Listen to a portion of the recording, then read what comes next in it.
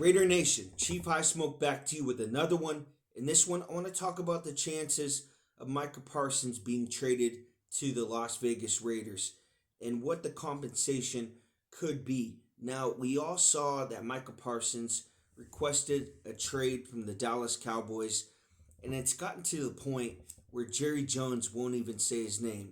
He actually called him Michael Parsons. And Micah Parsons, in his farewell letter to the Dallas Cowboys fans, basically said, "Hey, we've been trying to get a contract done, my agent and I, for a couple years now." And I guess Jerry Jones called him into the office and they were going to talk about leadership.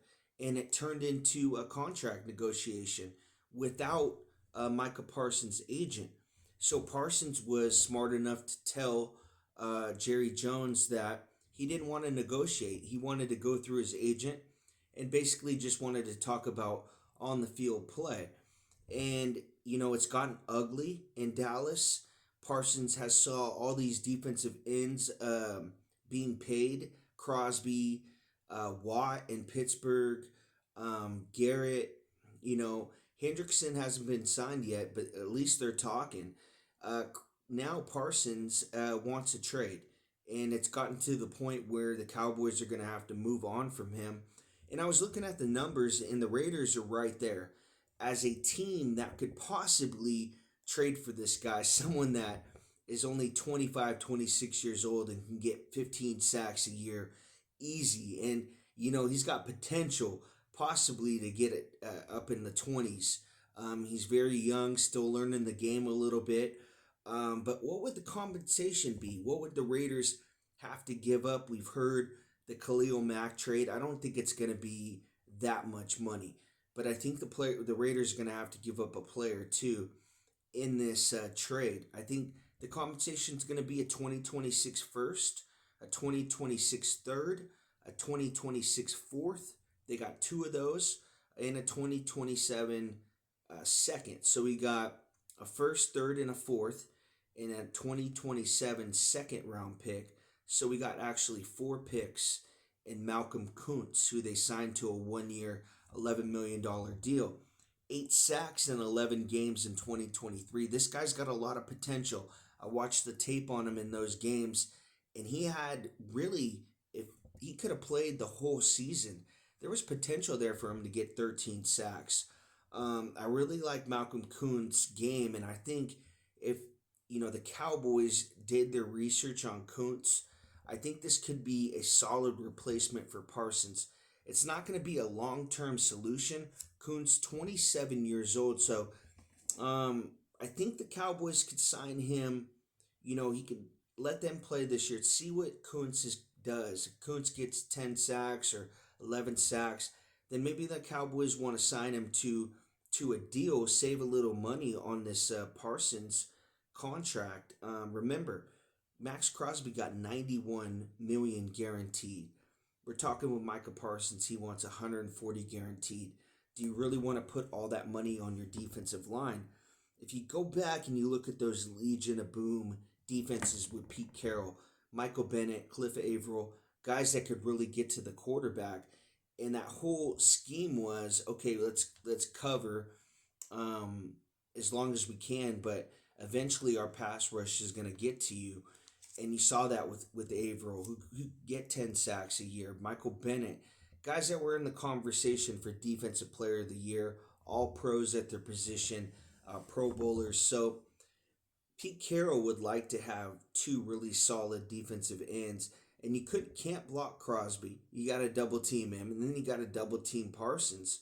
So it's going to leave those rookies with one-on-one, Tonka, Hemingway, and JJ Pegues. It's going to leave those guys with one-on-ones. Adam Butler too as well. So I really like this trade for the Raiders. I'm sure this fan base won't want Micah Parsons, being that he's a diva. This guy does a lot of talking off the field. He's got his own podcast.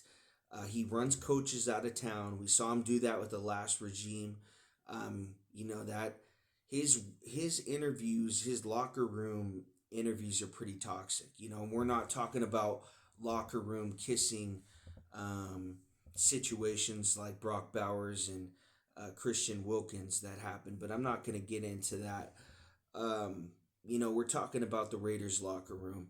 And do you want to bring in a guy like Micah Parsons, who is actually a little bit of a diva? You know how wide receivers kind of had that Instagram, take a selfie, want to be a movie star type of an attitude. And really, it's just football at the end of the day. It's a kid sport that you play, and then you're kind of turning it into, you want to be a movie star, turning it into something it's really not. So can Pete Carroll really calm Micah Parsons down and really get him to be a professional, and keep the off the field stuff really at bay until he retires? You don't want your star player going, on a podcast and saying, this guy sucks. We need to get rid of this guy. Just playing general manager as the defensive end. You don't want that. So Pete Carroll, if they did trade for him, there would have to be an understanding like, hey man, we're trying to change a culture here. We don't got time for any of these antics.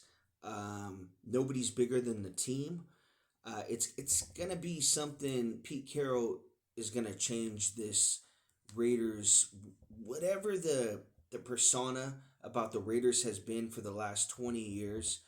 That's all gonna change. It kind of changed with Jack Del Rio and Reggie McKenzie. You saw it change a little bit in 2016, and I think eventually it will get back to that level with Bowers and Genty. They got really good pieces too as well. Crosby, but adding Michael Parsons would be the icing on the cake for them. I mean, I have them at 10-7, and if they got Parsons, I'd be feeling really really confident about that. And mind you, Christian Wilkins just got released, so that's gonna free up a little bit of money, I'm assuming, right? So you got 37 million in cap space.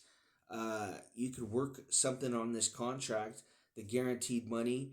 You can backload that. There's a lot of things you can do. You could pay a little bit up front. The Raiders have options. Do they want to trade for this guy? And I'm asking the Raiders fan base right now, what would Micah Parsons look like? He'd probably get that. I don't know if Tucker, I think it's Trey Tucker who has number 11, or Jeremy Chin, actually, I think has number 11, right? So I don't know if Jeremy Chin would give up that 11 number, right, for Micah Parsons, but it would be for sure a number change. I know that. But yeah, he would look dominating in a Raiders uniform. I mean, this would go back to the days, when the Raiders had like Howie Long, and they're dominating defenses back then. Back in the day.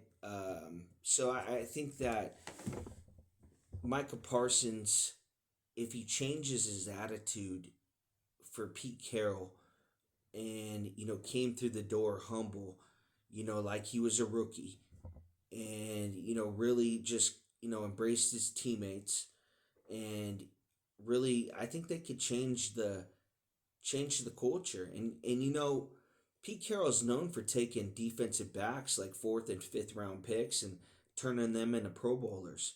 You need to have a solid defensive line. You need to get pressure, and you need to give these young cornerbacks help early on. That's going to give them confidence. Like, hey, we got a defensive line that can get to the quarterback. I got to cover them for at least 3 seconds here. So I like this trade for the Raiders. And thank you guys for watching. Make sure to become a member. I'd appreciate it. Also, like and subscribe if you have time. I'd appreciate that as well. Thank you guys for watching.